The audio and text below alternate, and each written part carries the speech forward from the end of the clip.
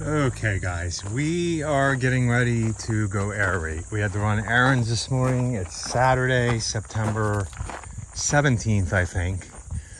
We have 7 lawns to aerate, 4 to fertilize, 3 to seed. And today's a good day. I think it'll take us about 4 hours, and altogether, I think it's 1,700 for all these lawns we're doing, and they're all in the same development.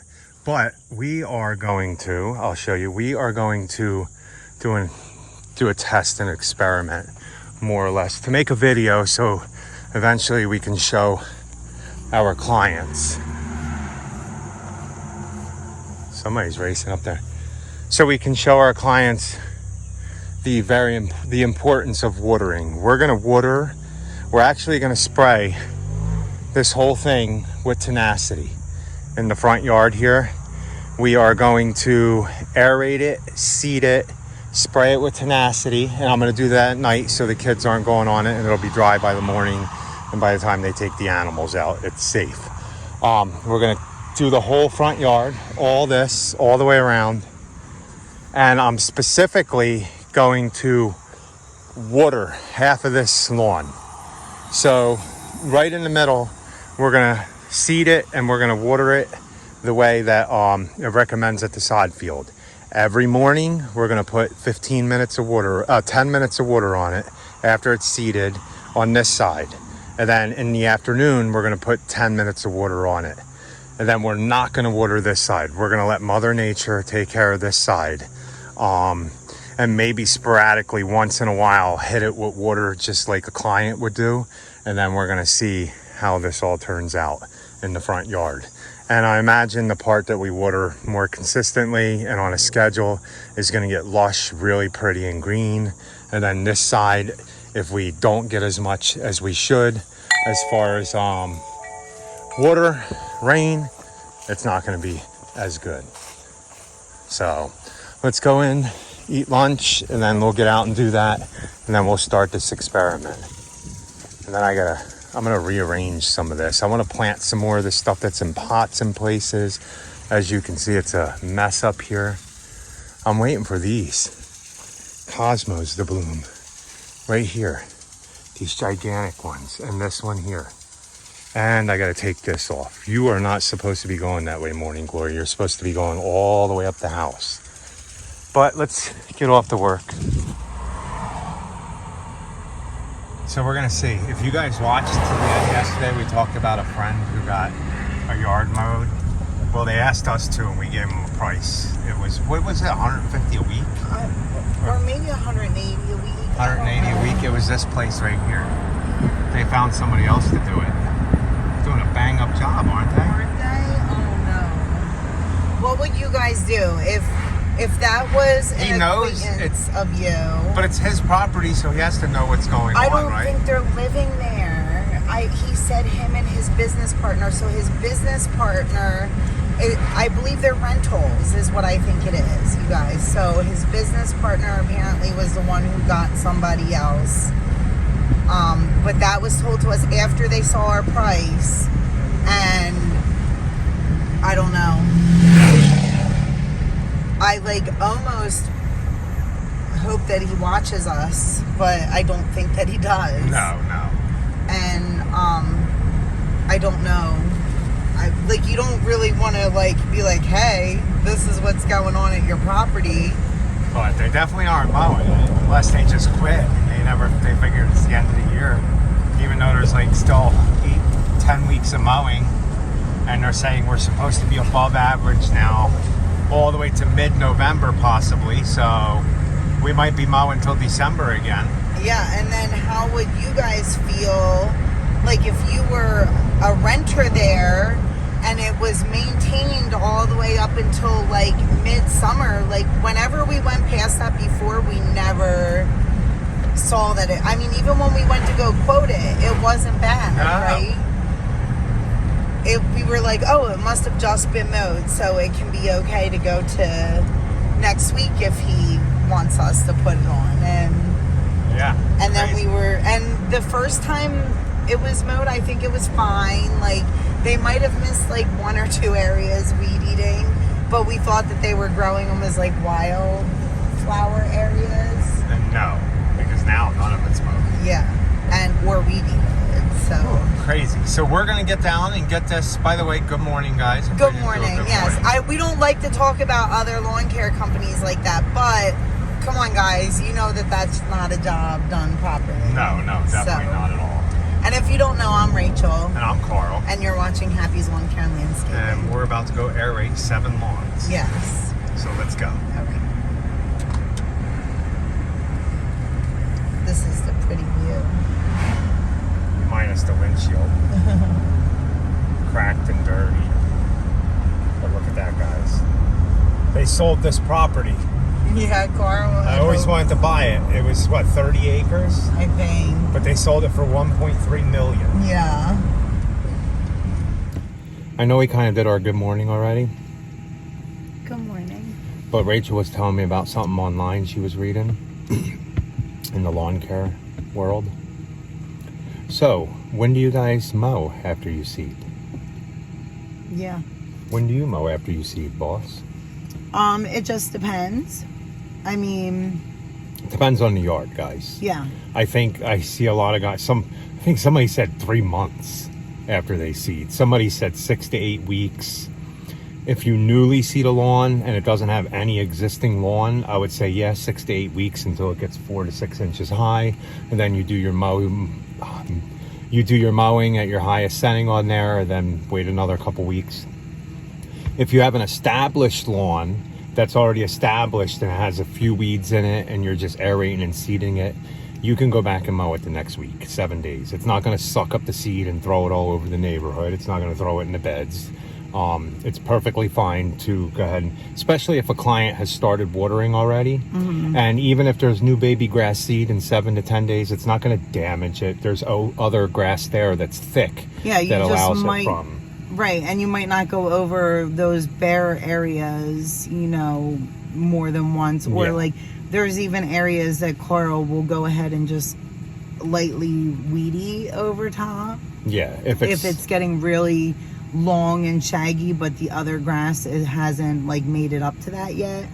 I think you just gotta use your judgment. Yeah, use your judgment. I mean, if you have a client that recommends, and the recommended, I talked to the sod farm and everything. Recommendations is after you aerate and seed, you should water 10 minutes in the morning at each zone, 10 minutes in the evening at each zone, every day until the grass starts to germinate. Then after that, you can cut it back. I think every other day. You just don't want that new seed to dry out that germinated. Right. And we're going to do an experiment at the house, so you'll see when we do it. It's going to be this weekend. I think I'm going to work on that. Yeah. Other than that, you're fine to mow it. It's not going to hurt the grass seed. It's not going to hurt anything. I mean, people who don't treat, you see they cut their lawn with weed seed heads in it, and it germinates and grows all new weeds. Mm-hmm. Even if they cut it right after the next week. So yeah. So use your judgment, guys. So we're going to get out and knock these out before it gets too hot. All right, let's go.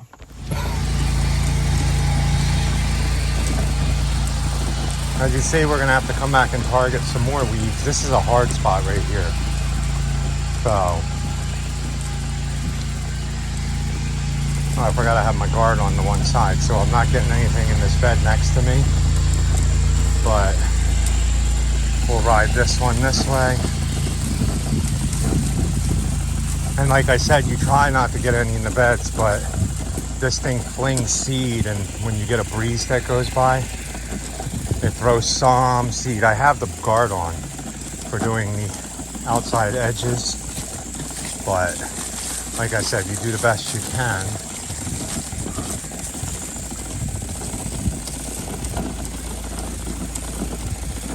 You need to mow the lawn.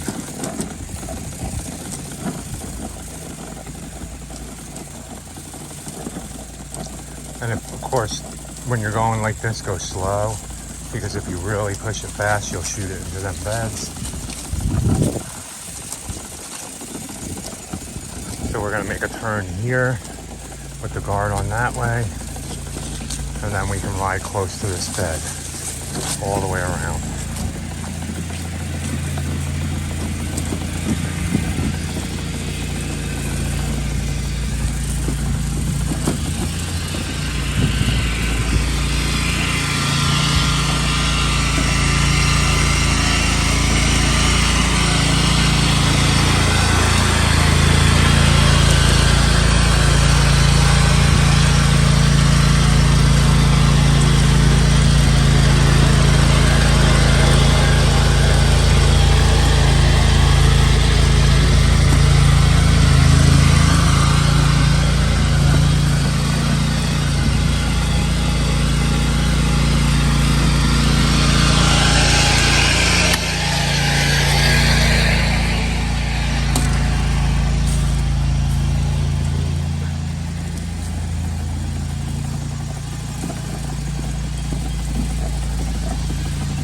Okay, let me go put the rest of this. Okay, guys. So the place we get our seed from, they ran out of seed. The truck didn't get there, so they're gonna bring another truck Monday. It's coming. So I ended up getting a bag of this. I probably have enough to do all the yards in here because I did this once already, and they're all super small. But on my second pass by with the seed, because I put the first half down first, I'm gonna put this down on the second half on every yard, and then it should be fine. That'll just make it like a 7% bluegrass instead of 10%, but we're good. This is triple tall fescue, all text. It's the same thing in there. Everything's the same except that they don't have the blue fescue in there, so, or the bluegrass in there. So let me go ahead and overseed and fertilize everywhere Rachel's done already. And then we have one more on the right and then a new one this year on the left. These two are aeration only. The one on the right gets fertilizer too. So, not bad. She's gone all over here. Looks like little dog turds in the yard.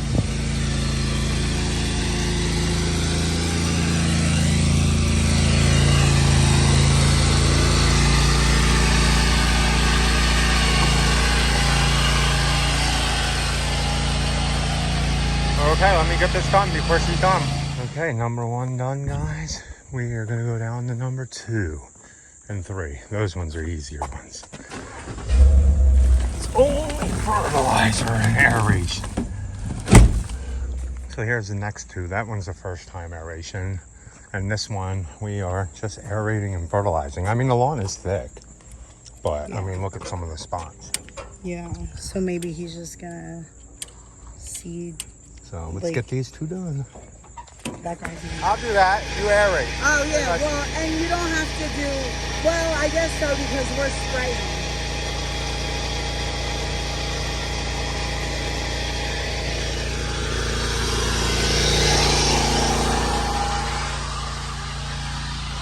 Rachel came and stole her aerator.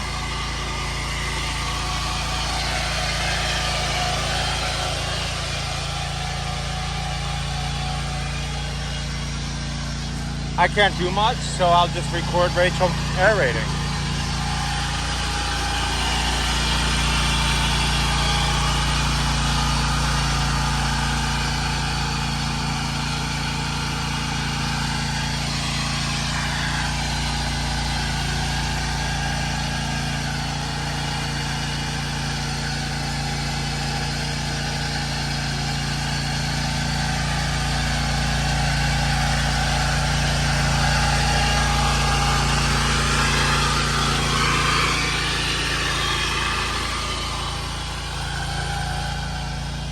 You guys want to go play golf?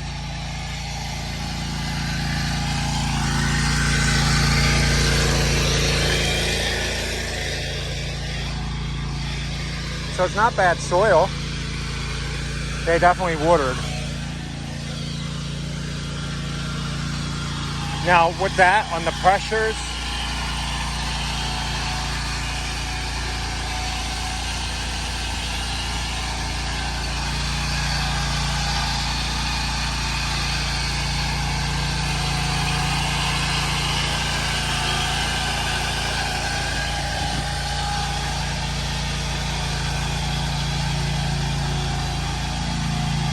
so with these machines, guys,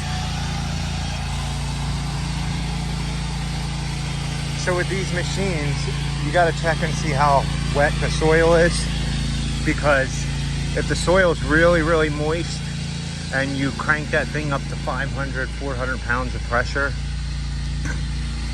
it's gonna tear up the lawn really bad. So this is a fairly wet yard, because they have irrigation and he's been watering, I'm pretty sure. It feels like it, and we haven't had rain in 6 days, so if he wasn't watering, this definitely wouldn't be wet right here. Now we'll go to the next yard and you'll see the difference in the cores, because I know they don't water. And it's pretty good soil too.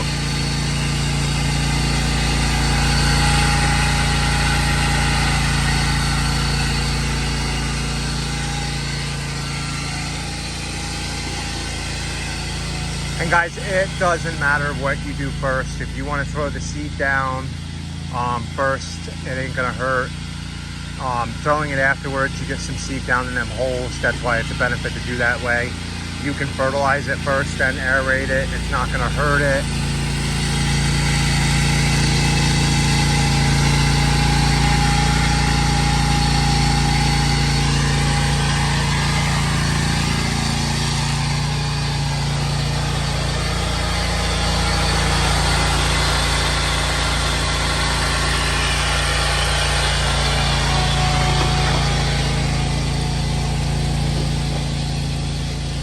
And if you're doing aeration, guys, and you're not pulling cores, all you're doing is spiking the yard, that is not a benefit to the yard. When you spike the yard and don't pull the cores out, if you think about it, when it punches that hole, it pushes all the soil compacted together. So you have to use something that cores the lawn. I see some people using spikes that you ride behind on mowers and stuff that aren't pulling cores.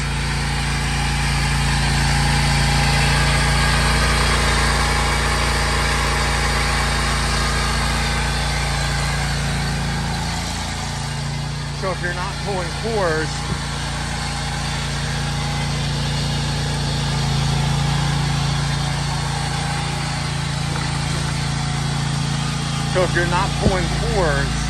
and no dirt's coming out, just think about it. When you put that spike down in the ground, it pushes all the soil where that spike needs to go, ends up compacting it together more. I mean, you'll still grow grass and stuff, but over time you are kind of compacting the soil too.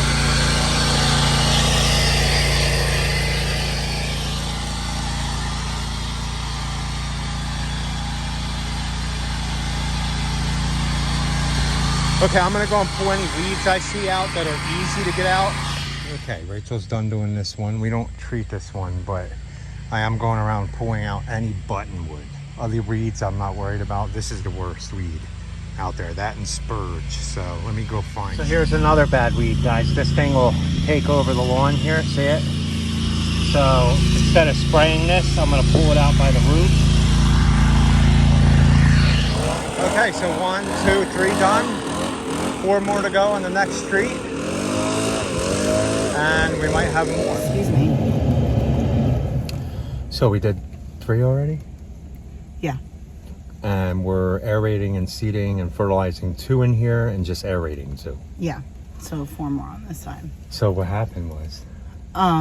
Yeah, Carl like went MIA, man. Like the whole time I was aerating. I'm over here working and I have no idea where Carl What can is. I do? I mean, well, I did my job.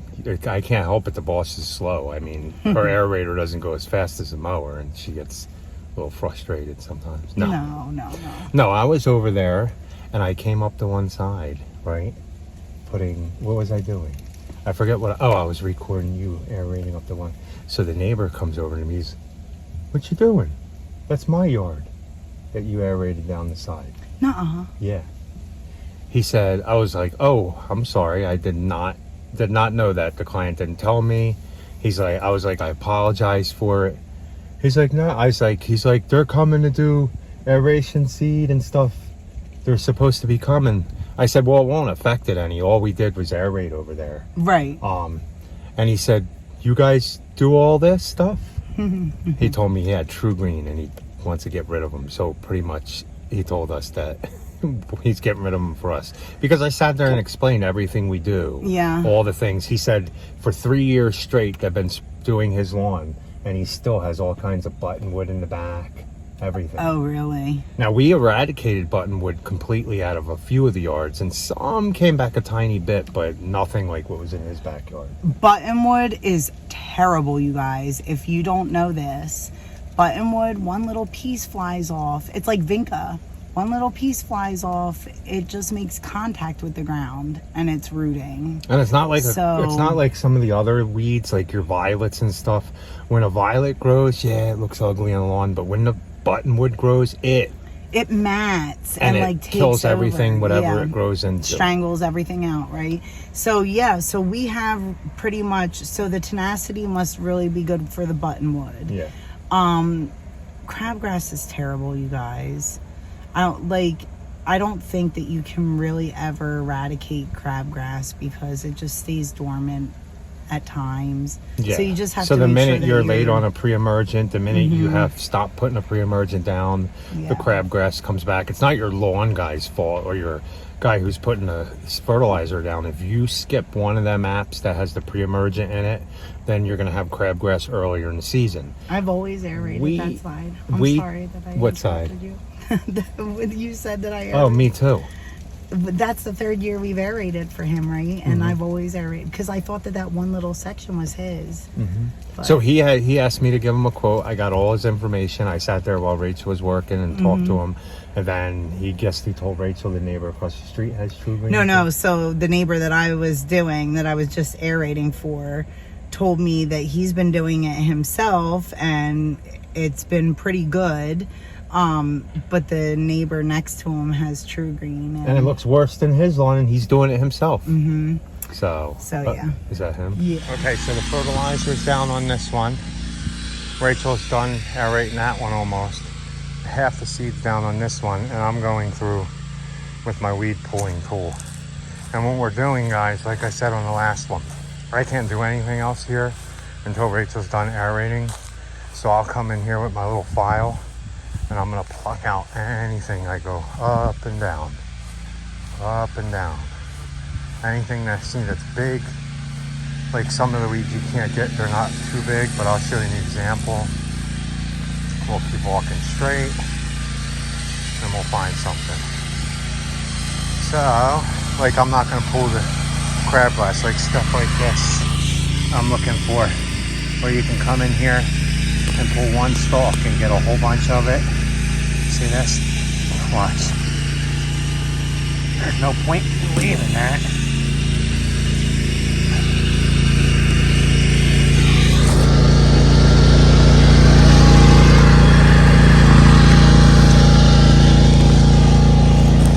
Have to get my nifty little file for that one, guys. See, I'm gonna go ahead and get all these out here. So Rachel's finishing up. We started at 1 o'clock. It's now 3:30. We have 2 more to do. One to aerate, seed, fertilizer, and that's it. And the other one just aerate. So probably be done by 4:30. Aim bet 1 to 2, 2 to 3, 3 to 4. Even if we're done by 5, 4 hours, like I said. And I think the total for today is like 1,700 and something. And look, because I can't do anything else, I'm pulling all the weeds out of the lawn. And then maybe when I come back, just maybe when I come back, I won't have the spot spread, or very little. So, plenty sedge. As you can hear, Rachel's working on that one. I'm done this one. And we are done for the day after this. Let's see, I'll pick some weeds out while she's doing this.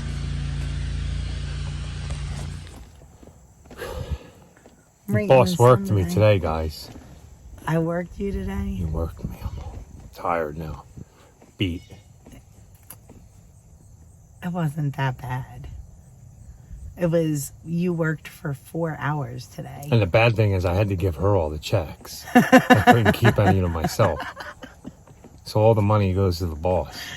It's not like I get to spend it either. It goes to our kids. Yeah, definitely. Raising them. No, today was a good day, and we are very, very thankful. I don't know if Carl told you, but those are not even our mowing Oh, accounts. yeah, Fred mows that, and me and Rachel figured out, because he has all them accounts, because he doesn't do aeration and seed and fertilizing and everything, because he gives them all to us and we do them all, it generates us an extra 10 grand a year, which is really, really nice. Yeah, because it's not just those ones, it's like the other ones, and then that we've picked they're up all from full them, season. Yeah. So they always, like, they do lime, they do the first treatment, second treatment, third treatment, and we have 2 broadleaf weed sprays in there too. Mm-hmm. And then of course, like the aeration, the lawn renovation. So really good. And then I think that his one client then, you know, tells a bunch of other people. Then we have another one that we just aerate for. and he told somebody. So, people talk. When you do a good job again, we tell you guys, just make sure that you're always giving 110% because it does come back to you. Yeah. Things definitely get easier and you don't have to search out the work. It comes to you. And you get paid what you're worth. Yeah. Plus more. So. Yeah. So, but we are, again, very thankful to our friend. He says that we're doing him a favor, but I believe that he's doing us a favor. Yeah. And it just works out really nicely. So again, if you guys have other lawn care companies in your area, don't look at them as competition. Yeah, reach out and talk to them, become friends. I mean, of course, there's enough work for everybody. If their nose is up in the air and they're like mean, then you don't want nothing to do with them anyway. And usually they're the ones that are having a miserable business and stressing and working.